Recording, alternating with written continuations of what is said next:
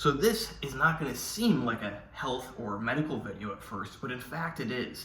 Because a very important part of health and medicine is having a logical mind that makes good decisions, logical to figure things out and strategic to deal with things. If you're missing the logic, you'll never figure out what the problem is. If you're missing the strategy, well, you'll never fix the problem. So you might have heard the argument that world leaders who want their country to go to war should fight in that war themselves. That sounds good at first, yeah. If they want us to go to war, the president himself should fight in that war. Then he wouldn't be encouraged to start the war. And if you have the IQ of a 10-year-old, that sounds amazing. Wow, he won't start any wars. Well, guess what? Sadly, and I'm not promoting war, sometimes wars have to happen, and they do happen. And the last thing you need is to remove your president from office and put him on the front lines. You elected the president to run the country. That is a very important role. Are you going to let your emotions and your pea-sized brain make the whole thing fall apart because you want the leader to also be on the front lines? As much as you may wish that the leader could be on the front lines, it doesn't make any sense. Do leaders get their people into unnecessary wars? Yes. Is it a smart decision to put the leader on the front lines? No. You picked the president for a reason, because you think, hopefully you picked the president. Well, that's another topic. Let's not get into that, but somebody has to run the country. You want a very capable person running the country. It would be a shame to waste that person's talents as a grunt. Nothing against grunts. Grunts are very important. But let's take America, for example.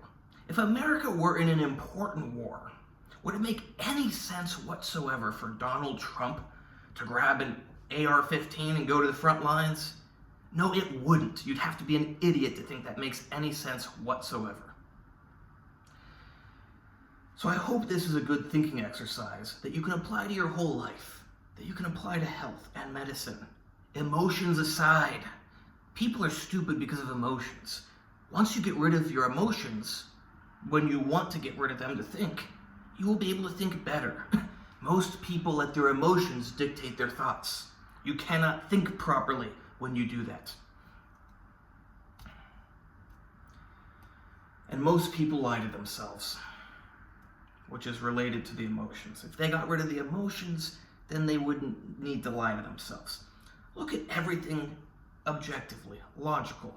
Ignore emotions. If it makes you feel bad, who cares? If it's the truth, it's the truth. If it's the truth but it makes you feel bad, it's still the truth. If you need to admit that truth in order to do something important, well, then you need to admit that truth to do something important, even if it makes you feel bad. Even if it's admitting that you were wrong about something, whether that's to other people or to yourself. If that's the best course of action, that's the best course of action. So many people lie to themselves and let emotions get in the way. And they make poor decisions. Get rid of your emotions when you are thinking about things that require logic. Hope you like this video. Please like, subscribe, and comment. Check out the other videos. Check out my website, AndreyHutchings.org, where you can hire me for everything except for medical advice, but you don't need medical advice when you have expert medical information. And check out my Instagram, AndreyHutch, AndreyHutch. Like, subscribe, comment, check out the other videos. Let me know what you think.